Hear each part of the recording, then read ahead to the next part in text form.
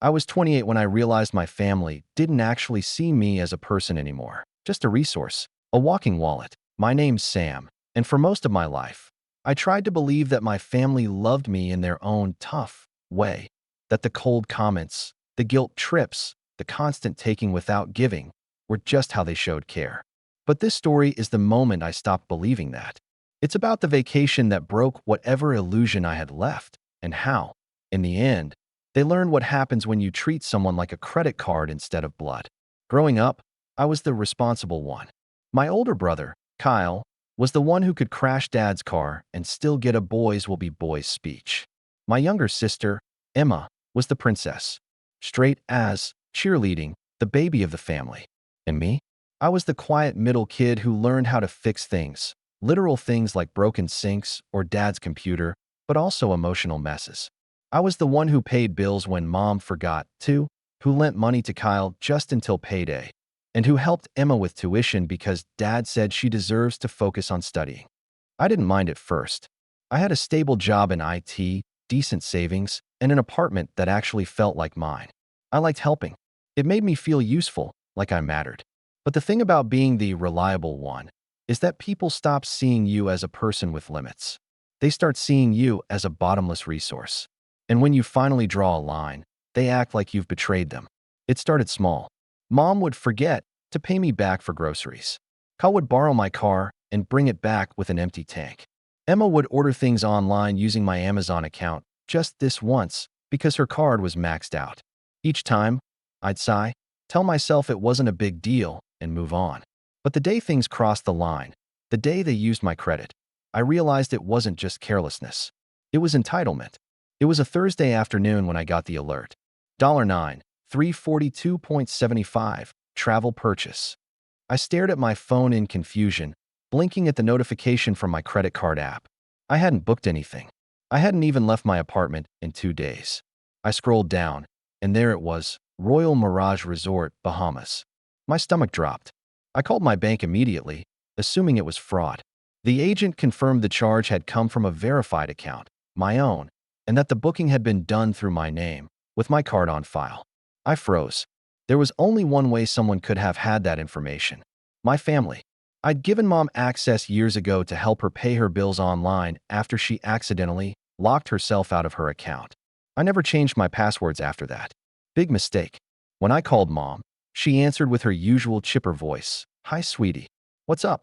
Hey, did you book a trip recently?" I asked carefully. There was a pause, too long. Then a small laugh. "Oh, that. Don't worry, we'll pay you back." I blinked. "You used my credit card?" "Well, technically, yes, but we're all going." Kyle found this amazing deal on a luxury package. Family trip to the Bahamas. Family trip? I repeated. "You didn't even tell me." "Oh, honey, it was last minute. You wouldn't have wanted to come anyway. You hate beaches, remember?" I felt my throat tighten. "That's not the point, Mom. You can't just take my credit info and—" "Relax, Sam." Dad's voice suddenly cut in from the background, booming and dismissive.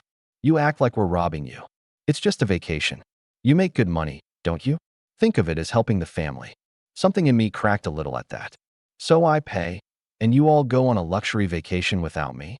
Dad laughed, that deep, smug laugh I'd heard my entire life, when he thought he was being clever.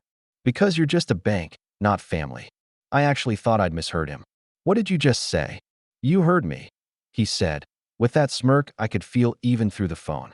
"You're the one who handles money, always talking about savings and credit scores. Well, now your credit's helping the family. You should be proud."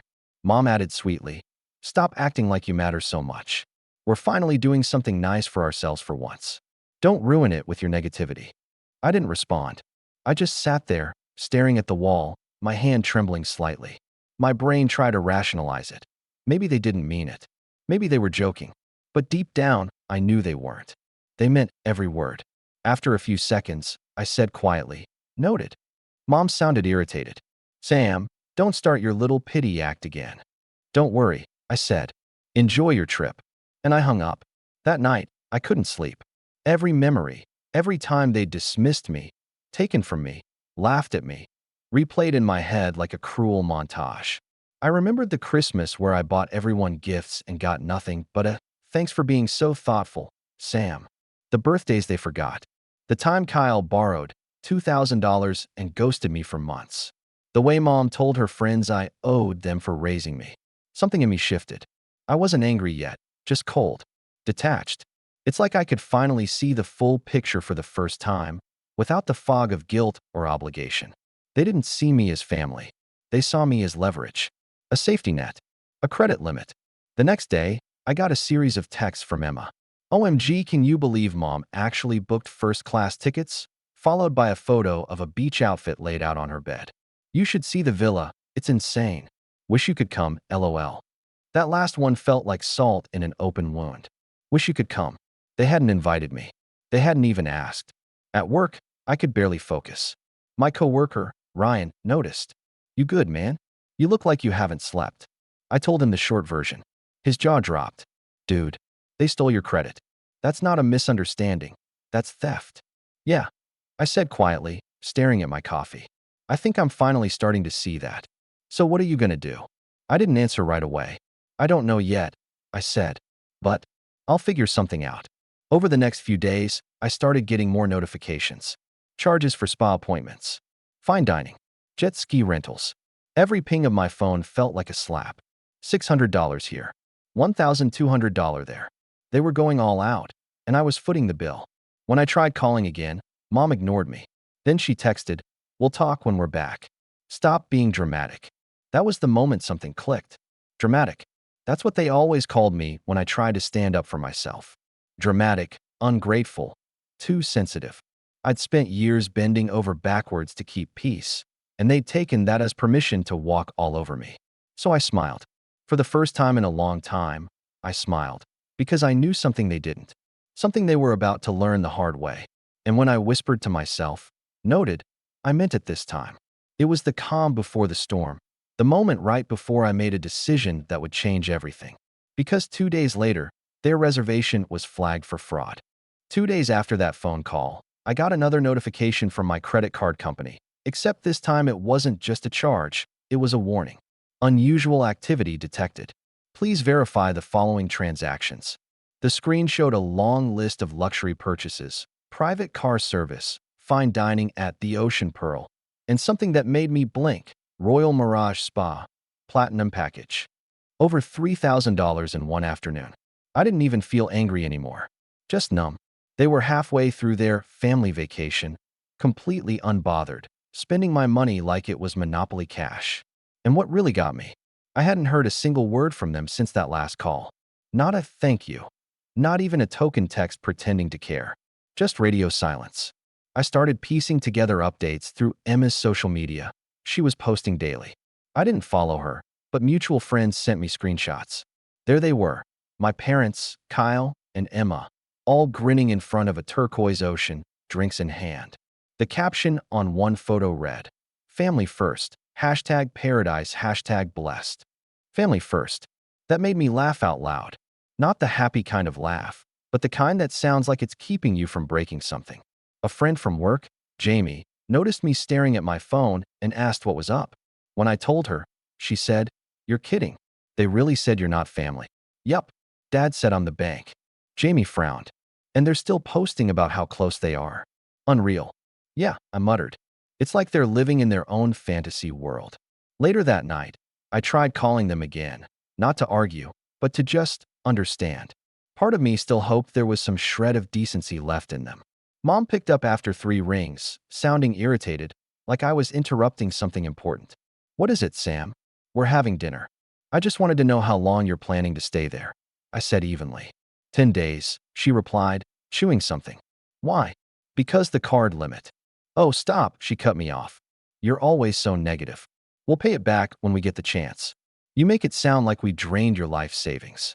"It's not about the money," I said. "It's about respect." That earned a loud scoff from Dad in the background. "Respect? You think you earn respect by whining every time someone asks for help? You think being responsible makes you better than us?" "I never said that." He laughed bitterly. "You don't have to say it. You show it. Every time you look at us like you're above everything." "I look at you like that because you keep treating me like an ATM." "Then stop giving us your card info," he barked.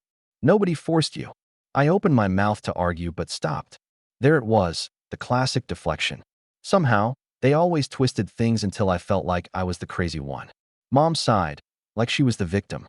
You've always been so sensitive, Sam. We're on vacation, for crying out loud.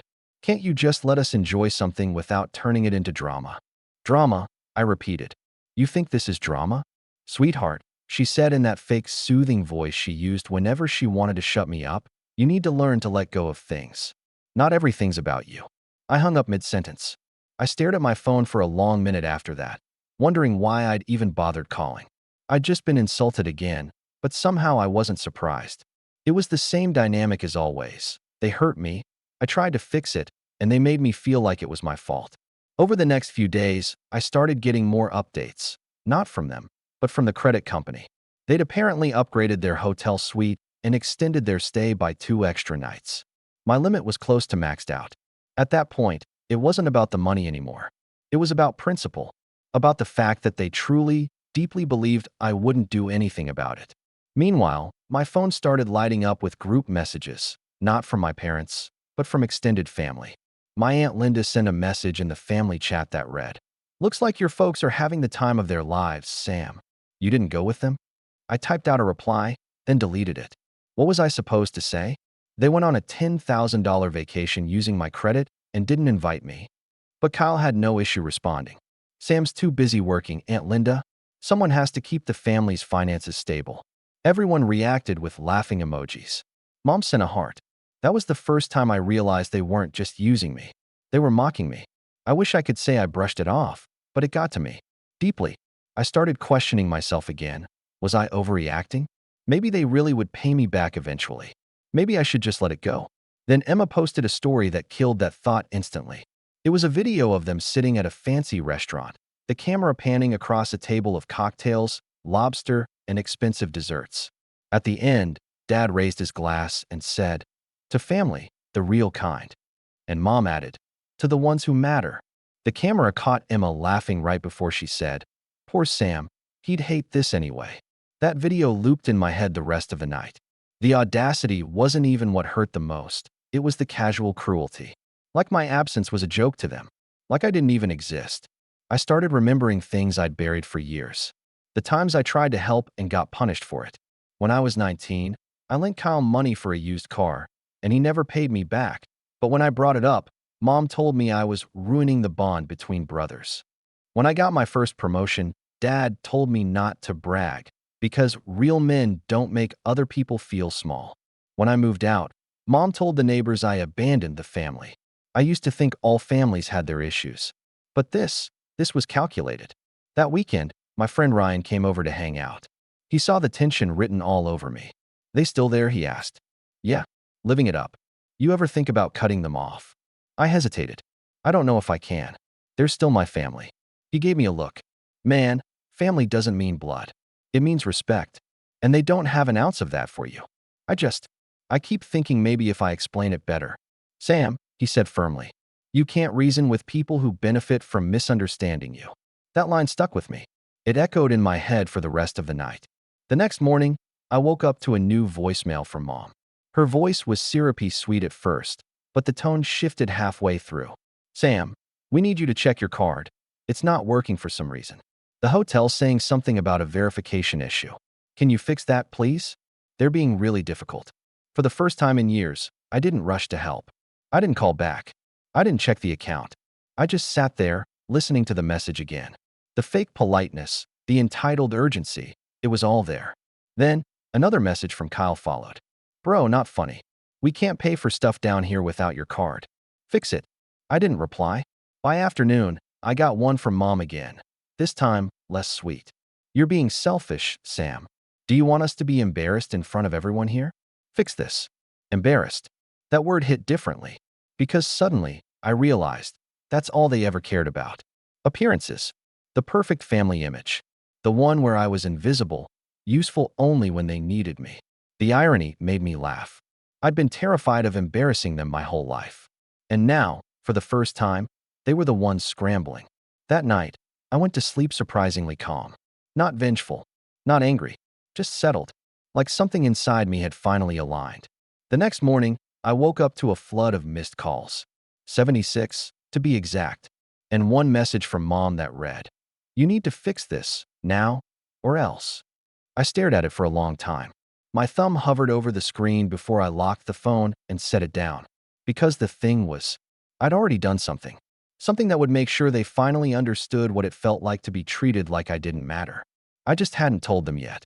The day everything truly snapped wasn't when they stole from me. It wasn't when they laughed and said I wasn't family. It wasn't even when they started spamming my phone with threats disguised as requests. No, the real betrayal came later, when they turned everyone against me. When they made sure I looked like the villain in the story they wrote for themselves. That morning started quiet. I'd slept better than I had in weeks. A strange calm that comes when you stop expecting fairness from unfair people.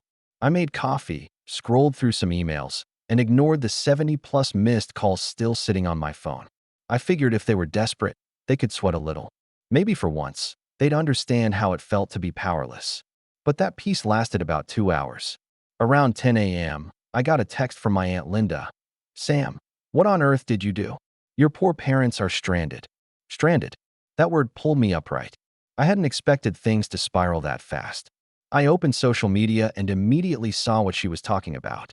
Emma had posted an Instagram story, a shaky video of mom arguing with airport security, dad shouting in the background, and Kyle pacing nearby. The caption read, "When your brother ruins your family vacation because he's jealous, hashtag some people." Jealous. They were already rewriting history. The next post was a photo of their luggage on the tarmac, with a long paragraph underneath. "We were supposed to be on the trip of a lifetime. But some people can't stand to see their family happy. It's sad when money changes people. All we wanted was a simple vacation. Now look at us." The comments were filled with sympathy. "Wow, can't believe your brother did that. So ungrateful after everything parents do for their kids. Some people need to be cut off tbh." Cut off. I nearly dropped my phone from laughing. The irony was unreal. They'd stolen thousands from me, and now they were playing the victims. A notification pinged a few minutes later. A private message from my cousin, Tyler. "Bro, what's going on? Your parents are saying you froze their accounts just to get back at them?" That was when I realized how far they'd gone. They weren't just twisting the story, they were actively smearing me. I felt something cold settle in my chest. It wasn't sadness this time. It was betrayal in its purest form. That sharp, hollow feeling when you finally see the truth too clearly to deny it anymore. I called my mom. She picked up instantly, voice shaking with fake outrage. "How could you do this to us?" "Do what?" I asked calmly. "You froze our reservations. You embarrassed us in front of everyone. They escorted us off the plane, Sam.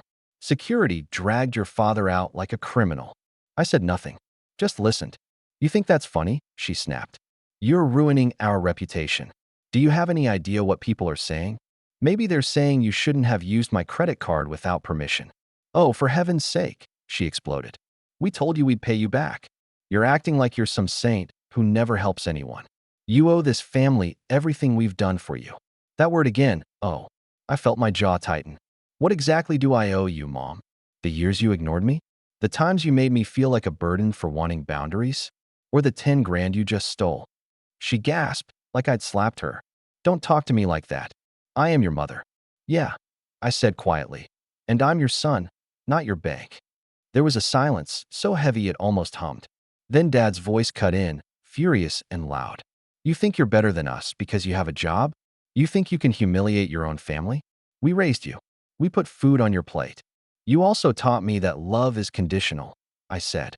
"So thanks for that lesson." He cursed under his breath. Not words, just angry noises, and hung up. A few seconds later, Mom texted me, "You'll regret this, Sam. Everyone's going to know what kind of person you really are." And she meant it. Because within hours, my relatives started messaging me, some with pity, some with disgust. My uncle sent a passive-aggressive message saying, "Family comes before money, son." My grandmother, bless her, left a voicemail crying, asking why I'd destroyed the vacation she'd been told I promised them. They'd told everyone that I was the one who'd offered to pay for the trip, that I'd flipped out halfway through and sabotaged it out of spite. The worst part? Some of them believed it. That night, I went to my apartment balcony and just stared out at the city. I remember thinking how surreal it was. How my whole life, I'd worked to keep the peace, to stay the calm one, the fixer. And now, when I finally stood up for myself, I was the villain. Ryan came over later with takeout. "You look like someone stole your soul," he said, half joking. "They kind of did," I said. He frowned. "What happened now?" I showed him the posts, the texts, the family chat. He read in silence for a while, then looked up. "So they used your card, got caught, and now they're telling everyone you sabotaged them?" "Pretty much." "Wow," he muttered. "That's some Olympic-level gaslighting."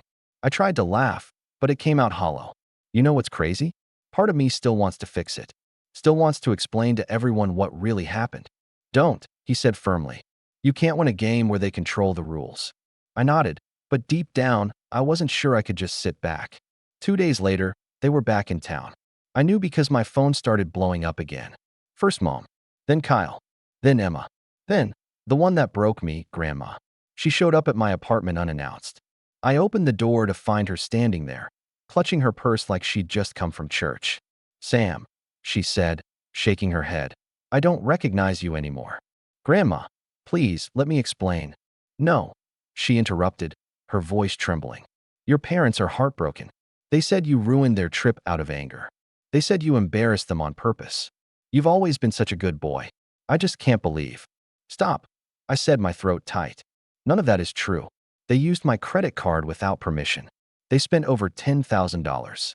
They never even told me I wasn't invited." Her eyes widened, confusion flickering.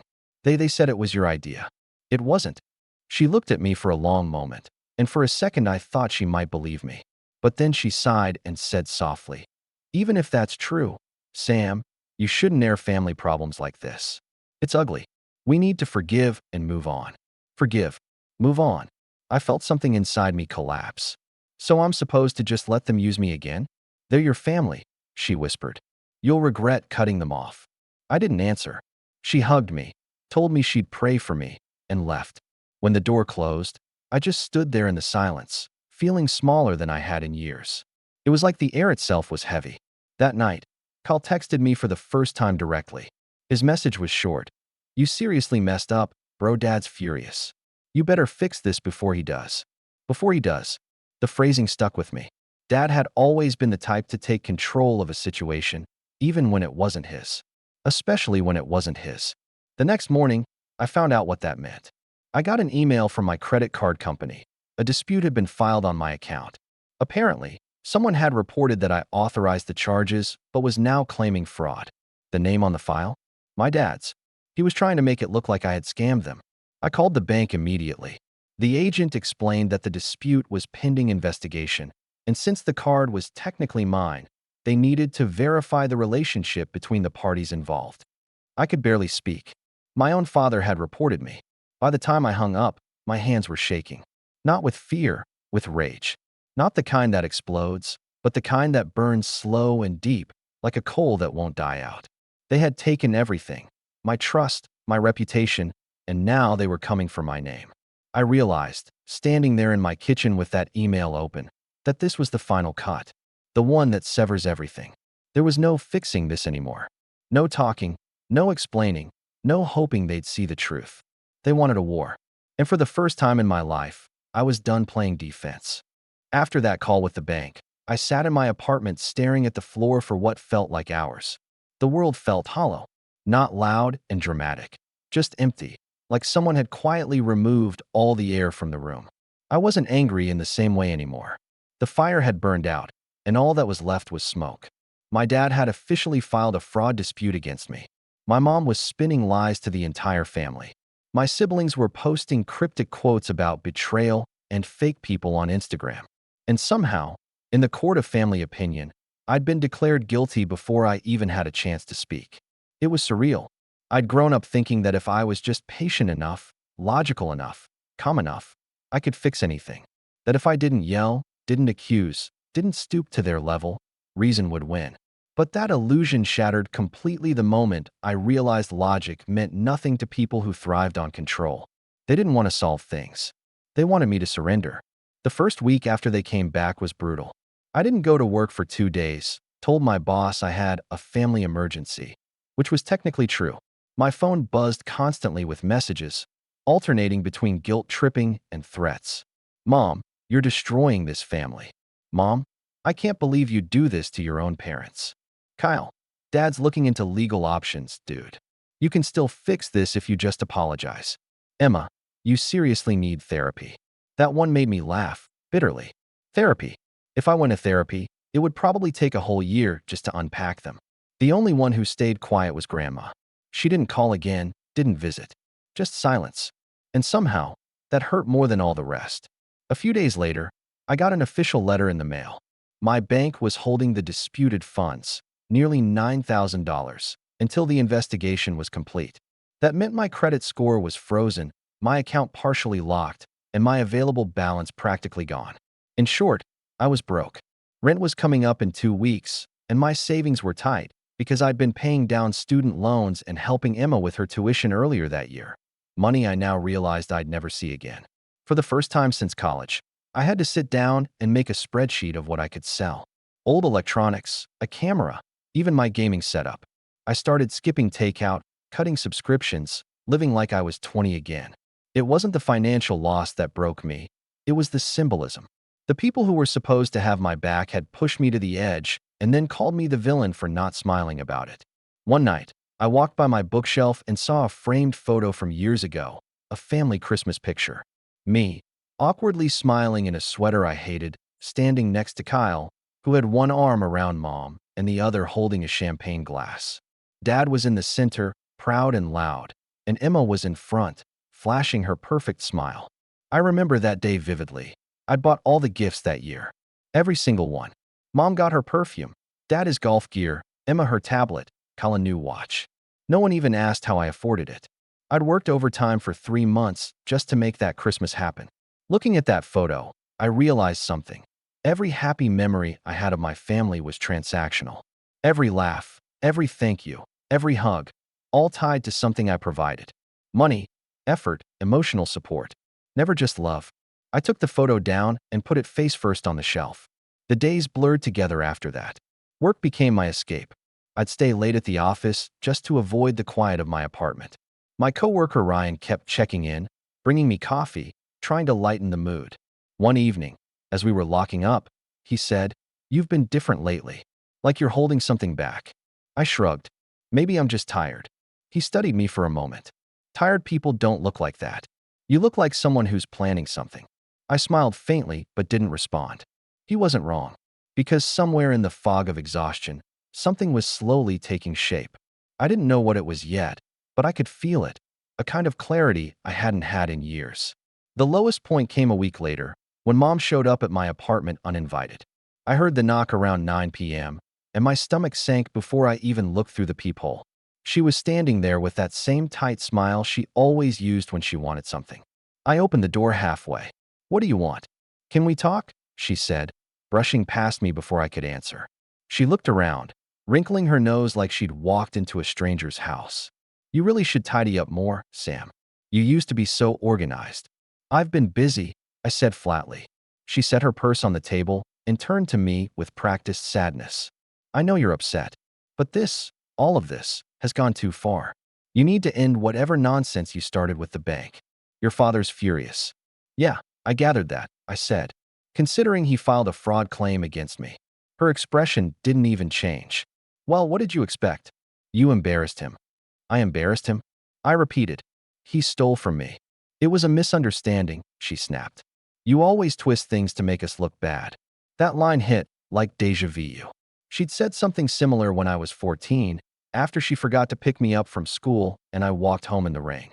When I told her how scared I'd been, she'd said, "Stop making me feel like a bad mother." It was always about her feelings, never what she'd done. "You're unbelievable," I said quietly. She sighed dramatically, switching tactics. "Sam, we're your family. Families forgive each other. You think strangers will be there for you when we're gone? You'll die alone in some tiny apartment if you keep acting like this." I stared at her. "That's supposed to make me want to help you?" Her eyes hardened. "We raised you. You owe us respect." "You raised me to believe respect was earned," I said. "And you've done nothing to earn it lately." She flinched, just slightly, then grabbed her purse. "You've changed, Sam. Money's made you cold." I almost laughed. "Money's what you took from me." Think about what you're doing, she said as she walked to the door. Once you burn bridges, you can't rebuild them. I'm not the one holding the match, I said. The door clicked shut behind her, and the silence that followed felt heavy but peaceful. It was like a weight had been lifted. That night, I sat by my laptop, scrolling through my finances, thinking. The old me, the one desperate for approval, would have tried to fix things, maybe even cancel the fraud report and beg for forgiveness. But that part of me was gone, burned out. Instead, I started doing something else, documenting. Every text, every call log, every receipt, every screenshot from Emma's Instagram stories showing them using my card, every transaction ID tied to my account. I made a folder labeled Proof and filled it with everything. If they wanted a war, I'd make sure I had the ammunition ready. But this time, I wasn't going to attack first. I was going to wait. Let them think they'd won. Let them believe their story was working. The following weekend, I visited my grandmother, not because I wanted to talk about it, but because I needed closure. When she opened the door, she looked smaller somehow, frilier. Sam, she said softly, I didn't expect you. I just wanted to see you, I said. We sat in her living room. She poured tea and talked about the garden, the neighbors, small things that didn't matter. Finally, she sighed and said, Your mother told me you've been angry. I hope you're not letting this family drift apart over a mistake. I looked at her. It's not a mistake, Grandma. They stole from me. Her lips tightened. Families forgive. I shook my head. Not when forgiveness just means letting them do it again. She didn't argue, just looked away, like she couldn't bear the discomfort of truth. When I left, I knew I wouldn't come back for a long time. Maybe ever. The bus ride home was quiet, but in that silence, something settled inside me. I realized rock bottom wasn't about losing things. It was about losing illusions. And for the first time in my life, I saw my family for who they really were. People who'd never cared about me unless I was useful. But the difference now was, I wasn't going to be useful anymore. Over the next week, I played along. I ignored their calls, gave short, polite replies to texts, even sounded apologetic once or twice just to keep them comfortable. Because if you want someone to reveal their true colors, you don't fight them. You let them think you've surrendered. And as I watched them take the bait, smiling in their smug little group chat about how Sam's finally coming around, I realized something. I might have hit rock bottom, but they had no idea how far they were about to fall. I didn't wake up one morning suddenly stronger, smarter, or vengeful. It didn't happen with fireworks or dramatic speeches. The rise, if you can call it that, started quietly, like a light turning on in a dark room after you've been sitting there long enough to forget what light feels like. About 2 weeks after my mom's visit, I finally decided to face the mess head on.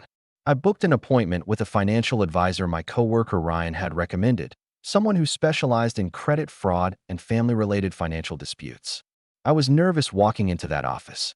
My whole life, I'd been conditioned to keep family issues private. But this wasn't family drama anymore. This was theft. The advisor, a calm woman named Dana, listened carefully as I laid everything out. The stolen credit info, the fake vacation, the fraud claim my father filed. When I finished, she leaned back in her chair and said, You did the right thing documenting everything. With this much evidence, the case will fall in your favor easily. They won't win the dispute. Even if it's family? I asked quietly. She smiled, not kindly, but knowingly. Especially if it's family. Emotional ties don't excuse financial fraud. That sentence alone felt like oxygen. I didn't realize how much I'd been starving for someone, anyone, to validate that what they did was wrong. From there, I spent hours organizing every detail. Dana helped me file an official report with the credit bureau, attach my documentation, and submit a full statement to my bank. For the first time, I wasn't reacting, I was building, taking back control piece by piece. A week later, the bank confirmed the charges were officially under investigation and the dispute my father filed had been flagged for potential misuse of identity. That meant he'd have to provide proof that I gave authorization, which, of course, he didn't have. It felt like standing on solid ground again after years of sinking. Meanwhile, I poured my energy into work. My boss noticed the change. I stopped staying late out of avoidance and started staying late with purpose. Projects I'd been putting off got finished. Clients started noticing me. And then, one afternoon, I got an email that made me blink twice. Subject: Promotion consideration, confidential. It turned out the company had been quietly reviewing team leads for internal advancement, and I'd made the shortlist. 2 weeks later, it became official. I was promoted to project manager with a pay raise that, ironically, nearly covered the amount my family had stolen. When I told Ryan, he laughed. "That's poetic justice, man." "Yeah," I said, smiling faintly. Almost like karma pays better than family. I wasn't flaunting my success. I didn't even post about it. But I couldn't ignore how different life felt now that I wasn't constantly drained by them. My apartment felt peaceful again. My mind wasn't consumed by dread every time my phone buzzed. I even started cooking more, going on runs after work, and reconnecting with friends I hadn't seen in years. Freedom has a strange flavor. It's quiet, steady, and addicting. But the thing about peace is that once you have it, you start to see chaos more clearly.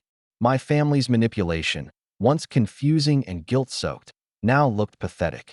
Their texts read like bad scripts. "Mom, we've been thinking about having dinner to talk things out. You should come." Me, "I'll think about it." Mom, "You always think, never act." Me, "That's what thinkers do." A small, quiet confidence was blooming, not arrogance, just clarity. I wasn't the scared, obedient son anymore.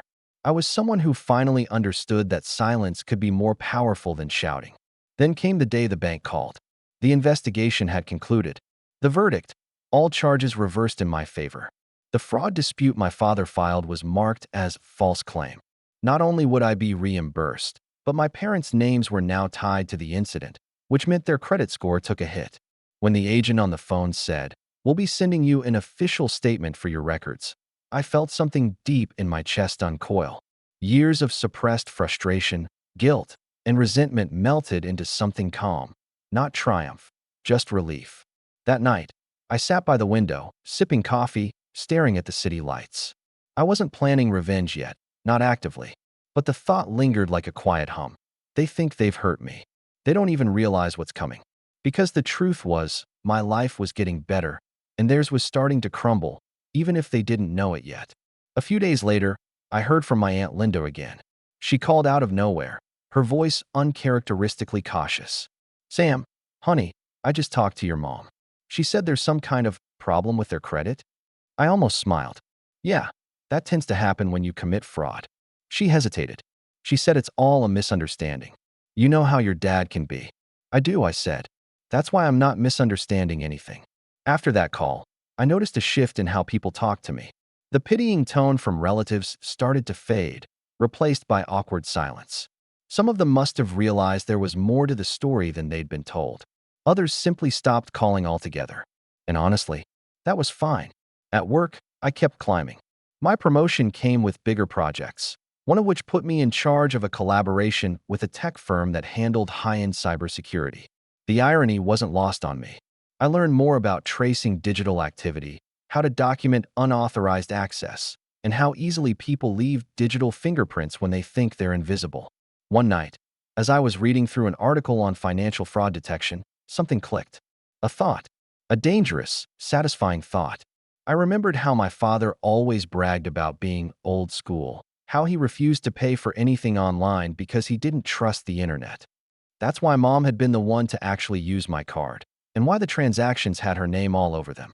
She'd been sloppy, and in their arrogance, they hadn't deleted the proof. I still had access to the shared family email account Mom used for travel bookings, the one she made years ago that automatically synced receipts to my cloud drive because she'd asked me to set it up. I hadn't thought about it in ages, but when I logged in again out of curiosity, there it was, confirmation emails, booking receipts, even digital signatures, all tied directly to her device. It was like watching the universe hand me leverage wrapped in a bow, but I didn't rush to use it. Not yet. Power isn't about speed, it's about timing. I knew if I moved too soon, they'd twist it into more drama. But if I waited, if I let things unfold naturally, they'd dig their own graves without realizing it. So I waited. In the meantime, I started improving other parts of my life too. I reconnected with an old college friend, Leah, someone who used to joke that I'd end up raising my parents. When I told her what happened, she didn't pity me. She just said, "Good. Now you can build your own life." And that's exactly what I did. I started saving aggressively again. I took a short solo trip. Nothing fancy, just a cabin by the lake. It was the first vacation I'd ever taken where I didn't have to check on anyone else, didn't have to answer a single call that wasn't mine. The silence was beautiful. I remember one morning, sitting on the porch with a cup of coffee, the lake perfectly still, when I thought, I could get used to this. Not the solitude, but the peace that comes when you stop fighting for people who don't deserve your effort. When I got back home, life kept getting better in small ways. Promotions, raises, peace, independence. And with every new step forward, I could feel a shift in balance, like the universe was quietly putting things back in place. Then one afternoon, I got a text from Emma out of the blue. "Hey, Mom said you might be doing really well at work. Congrats, I guess. We should talk." There was a time that message would have filled me with hope. Not anymore. I could see through it instantly. Curiosity mixed with manipulation. Still, I played along. "Thanks," I texted back. "Things are going great." She replied 5 minutes later. "That's good. Mom and Dad are kind of stressed. Some stuff with their credit. They're saying it's affecting their mortgage renewal." I typed slowly. "Yeah, credit issues can really mess things up. I'm sure they'll figure it out." No response for 10 minutes. Then, "You could fix it though, right?" I smiled at my phone. Not my problem anymore. For the first time in my life, they needed me, and I wasn't going to lift a finger. That night, I got another message from Mom. This time short and bitter. "We know you're behind this." I didn't reply. Instead, I opened my laptop, pulled up that folder labeled Proof, and started organizing everything neatly into a timeline. Not because I was angry anymore, but because I knew what came next would require precision. Because revenge isn't about rage. It's about restoration. And while my life was finally rising, career, peace, stability, theirs was slowly sinking into the mess they'd made for themselves. I wasn't at the top yet, but I could see the view. And soon, they were going to see it too, from the bottom looking up. Setting everything up was quieter than I expected. The loud part had been the moral outrage from my family. The posts, the calls, the shrieks of "how could he?" The real work was patience, paperwork, and the patience to wait long enough for them to prove their own stupidity. Once the bank cleared the fraud and their claim was marked false, I had leverage. But leverage by itself is just a tool. You still need aim, a plan, and the willingness to pull the trigger at the exact right second so the outcome is clean and undeniable. First, I tightened every loose end.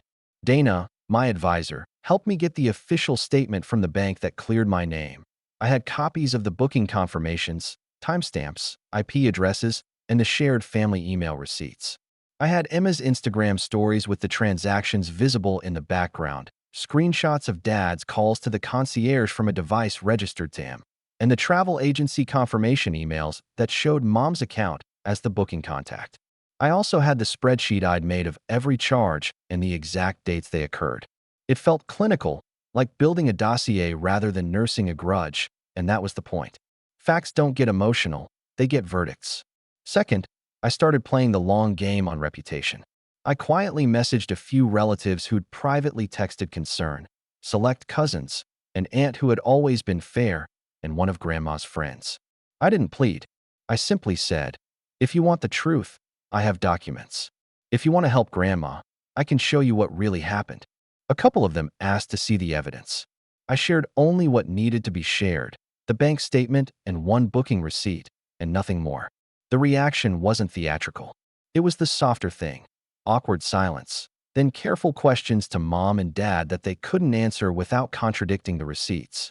People don't like being lied to in public. When the lie is undercut with proof, trust leaks away. That's quiet erosion. And before long, the family's echo chamber began to creak. Then I used what I'd learned at work to press where it would hurt the most: practical consequences. The bank had already sent letters to Mom and Dad about potential liabilities related to the false dispute. I made sure the next steps were simple, traceable, and unavoidable.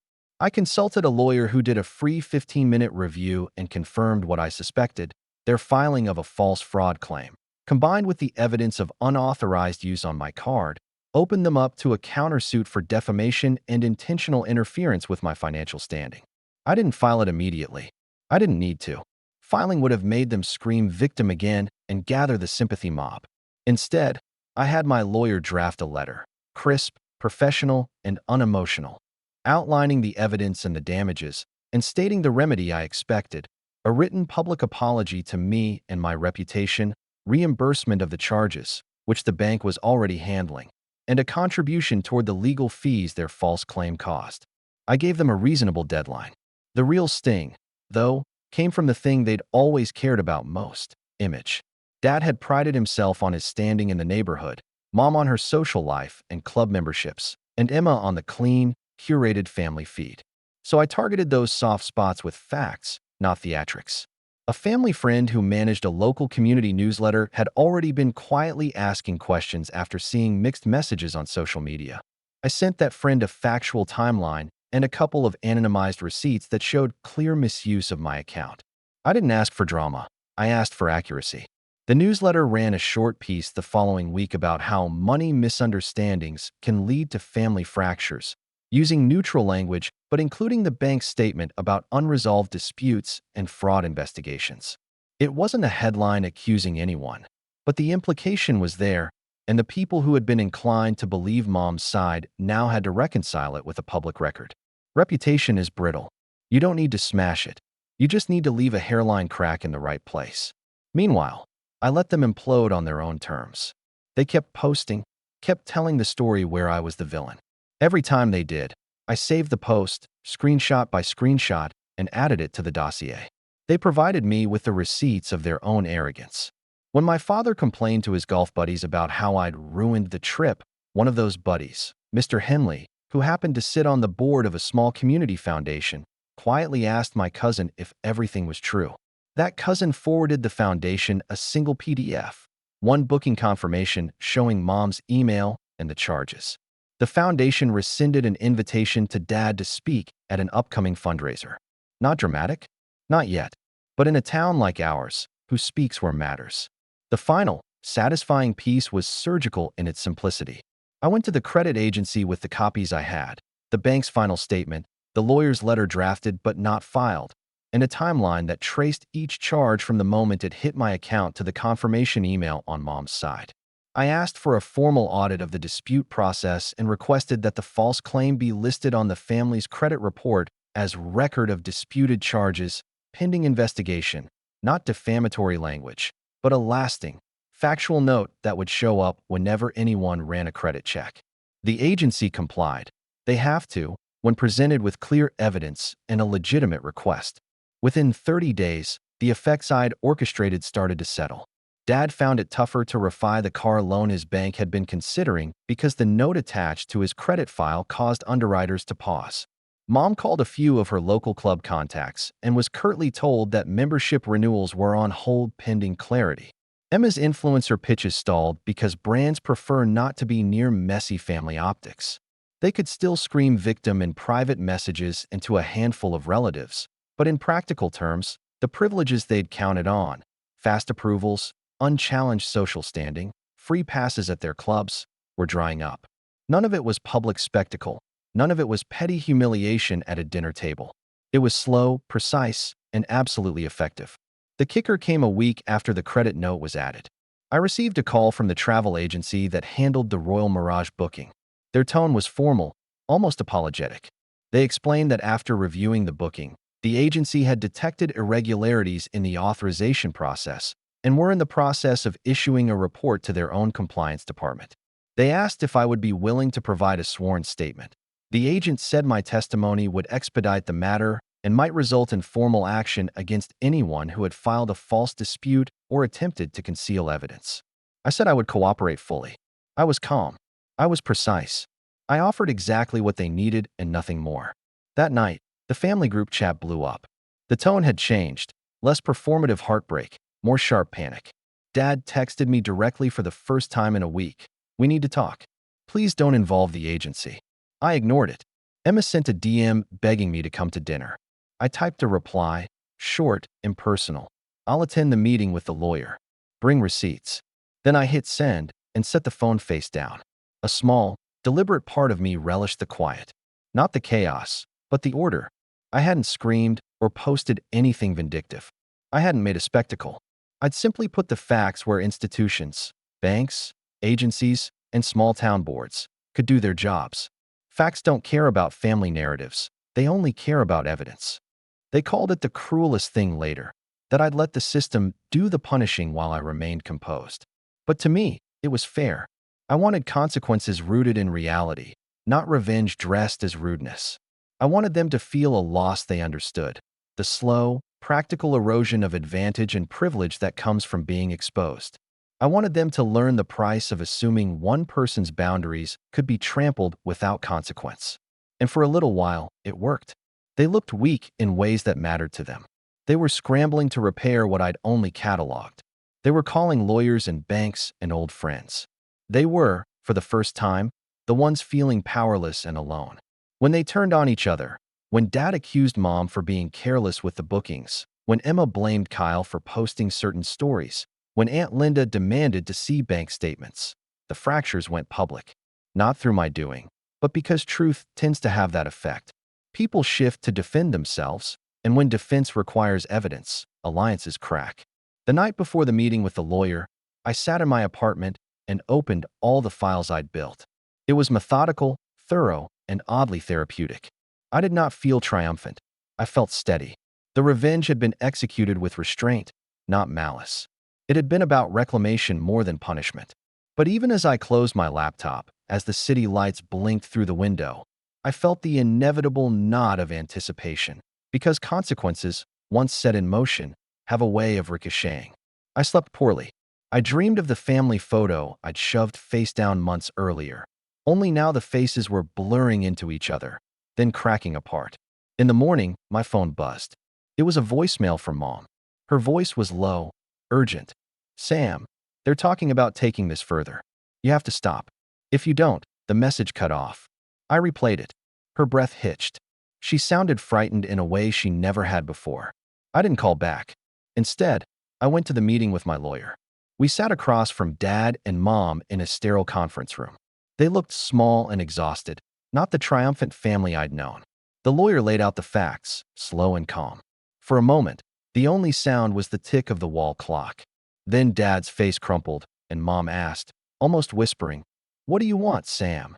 I looked at them, not with hatred, not with glee, with an odd kind of pity that I imagine people feel when they watch someone drown who refused a life preserver for years. "I want you to stop pretending you're above the harm you do," I said. "I want accountability. I want a public apology to the people you lied to. I want you to understand that I am not a bank, I am not a convenience, and I am certainly not a punchline." They stared. The room seemed to hold its breath. Then Dad, in a voice thin enough to betray how wounded he was, said, "We were trying to protect the family." "By lying?" I asked. "By taking what wasn't yours?" He had no answer. We left that meeting with terms that looked official on paper. An apology drafted by the lawyer, a timeline for reimbursement beyond the bank's actions, and the understanding that if they failed to comply, we would proceed with further legal steps. It felt anticlimactic and enormous all at once. Anticlimactic because I hadn't wanted a scene. Enormous because I'd finally put boundaries around what was acceptable. But the night after, when I checked my phone, there was a text that made my stomach drop in a way nothing else had. An anonymous tip sent to the travel agency suggesting they review the original authorization emails and the device logs. Phrased as a neutral suggestion, nothing accusatory. I knew immediately who had sent it. I also knew they had one more card to play, a desperate card that could change everything if they used it. I stared at the message for a long time, fingers hovering over the screen. And then I realized, even the best laid plans have a margin for chaos. They were going to fight. They were going to scramble. They might even try something that would drag this out uglier than necessary. I could keep quiet and let institutions finish the job I'd started, or I could step in and finish it myself. I took a breath, typed a single short line into my phone, and hit send. But before anything happened, my phone lit up with another notification, one I did not expect. The number was unknown. The message preview read, "You should be careful what you expose, Sam. People don't like being humiliated." I set the phone down and leaned back, feeling the familiar churn of adrenaline and something colder, the knowledge that this was far from over. The victory had been clean, but it had also rattled a hornet's nest. And hornets, when threatened, sting back. The week after the meeting felt like watching a slow-motion collapse. Once the travel agency and the compliance team had the documents and the sworn statements, they didn't waste time. Their audit confirmed what I already knew. The bookings were authorized with credentials tied to mom's account and devices, and the fraud claim Dad filed lacked corroborating evidence. The agency opened its own internal case and referred the matter to a consumer protection office. That referral is the kind of thing that makes people in small towns whisper, not because it's loud, but because it's official. People started treating my parents differently. The fundraiser invitation that had been rescinded became the subject of hushed conversations at the country club. A few of Mom's social contacts stopped answering her messages. Emma's brand manager called to say a major pitch had been put on hold pending clarity around the family optics. Dad got terse emails from a couple of his golfing buddies who suddenly had less time for phone calls. It wasn't theatrical revenge, it was consequence, practical, precise, and rooted in reality. The very systems they'd relied on to smooth over problems were doing their jobs, and the results weren't kind to anyone hiding behind a false narrative. Legally, things wrapped up cleaner than I expected. The bank cleared me fully and apologized in writing. It's astonishing how much a phrase like, "We regret the inconvenience," can feel like vindication. The Consumer Protection Office issued a formal notice to my parents about unauthorized use and the false dispute. It required them to submit their own documentation and mandated a mediation session. Their credibility with institutions was dented in ways they couldn't just charm away. The lawyer's letter I'd threatened to escalate made them move, not because they suddenly felt repentant, but because paperwork and potential legal fees are a language everyone understands. The apology they eventually offered was thin and performed for the eyes of relatives, not the one I wanted, but public enough that some damage control started. "We're sorry for the misunderstanding," Mom wrote in a group email, careful and vague. Dad posted a short note at the country club, "Regrets for recent events, learning moment for us." The wording was intentionally bland. It was crafted to soothe neighbors, not to admit wrongdoing. A few relatives accepted it and moved on. Others stopped responding altogether. Emma fared worse than the adults. Brands backed away politely but firmly. A manager who had once praised her authentic family values called to say they couldn't proceed. Watching her deal with the ripple effects, the calls, the canceled contracts, the panicked texts to me asking what she should say, was oddly satisfying and also quietly sad. She hadn't been the architect of the scheme in a legal sense, but she'd been complicit in the social performance. Complicity carries consequences too. Grandma was the hardest and the most complicated to read. She lost some of her trust in my parents when I handed her a printed timeline in private, not to shame her, but so she could see that the story she'd been told didn't match the documents. She cried at first, then hugged me like she was trying to make up for decades of small silences. That hug was a tiny balm for the bigger wounds, and we started to meet for tea once a week, talking about neutral things, recipes, the garden, the neighbor's cat. It wasn't full reconciliation, but it felt honest, and for the first time in years, I had someone in the family who saw me clearly. As for the threats, the anonymous message and Mom's clipped voicemail, those faded into background noise. The travel agency's compliance report and the consumer protection case meant there was a paper trail they couldn't erase. When Dad heatedly suggested in a text that they should settle this quietly, Mom replied that they had no choice. No choice was a kind phrase for being boxed in by facts. We sat in mediation and they admitted, finally and awkwardly, that emotions had run high and decisions were made poorly. It was not the grand apology and catharsis I had imagined. There were still defensiveness and rationalizations, but there was accountability on paper, a mediated statement acknowledging unauthorized use of my card, a commitment to repay the outstanding balance beyond what the bank reversed, and an agreement to attend family counseling if we wanted to rebuild anything. I signed the paperwork. It felt strangely final, like closing a chapter one had been rereading for years. After all that, what surprised me most wasn't how their world shifted, but how my own life settled into a new rhythm. The promotion carried responsibility and a salary that meant I could breathe again.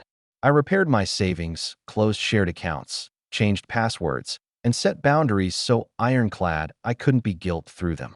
I learned to say no without explaining myself. I stopped buying everyone's Christmas gifts for a while.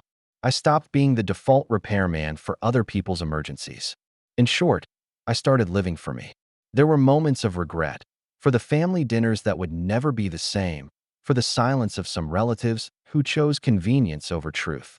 But those moments were smaller than the steady satisfaction of waking up without dread, of seeing my name represented accurately on official documents, and of knowing that when I said noted months ago, it wasn't an idle thing. It was a warning that I meant to keep. On the last day of mediation, after the lawyers had wrapped up and the mediator left us alone for a few minutes, Mom looked at me and said, without theatrics and without smiles, "I'm sorry, Sam." She sounded tired, not repentant as much as resigned. Dad's eyes were wet and guarded. Kyle shuffled his feet, avoiding mine. Emma stayed silent. I answered simply. "Thank you," I said. Actions matter more than words. I could have listed the years, the small betrayals, the times I'd been taken for granted. I could have asked for the perfect, neat apology that would heal everything. But we both knew that wouldn't fix the past. It might, at best, prevent the exact hurt we'd just endured from repeating. We left the mediation with a signed sheet and a begrudging civility. People who hadn't known the truth now had a version they could accept. Those who had believed me quietly reached out later. A text here, a coffee there. Grandma and I kept our Thursday tea. Work kept me busy. Life, improbably, moved forward. On the way home that evening, I stopped at a shop and bought a small, inexpensive frame. I took the old Christmas photo from my shelf, the one I'd shoved face down months ago, and I cleaned the glass and slid it into the new frame. I placed it on the mantel, but this time I turned the picture so it faced away from the room. Not because I wanted to punish them, but because I wanted to choose what I put on display in my life. When I turned around, Grandma was standing in the doorway, smiling a little, like she'd expected me to do something small and domestic. "Looks better," she said. "Yeah," I replied, and for once the smile that came felt honest. There's a quiet kind of victory that isn't about making them suffer. It's about refusing to be small for their convenience anymore. I learned that boundaries can be loud in their silence, and that sometimes the cleanest revenge is living well enough that you stop needing to watch them fall. As for them, they learned the hard way that when you treat a person like a bank, you might one day be surprised when the bank finally closes the account.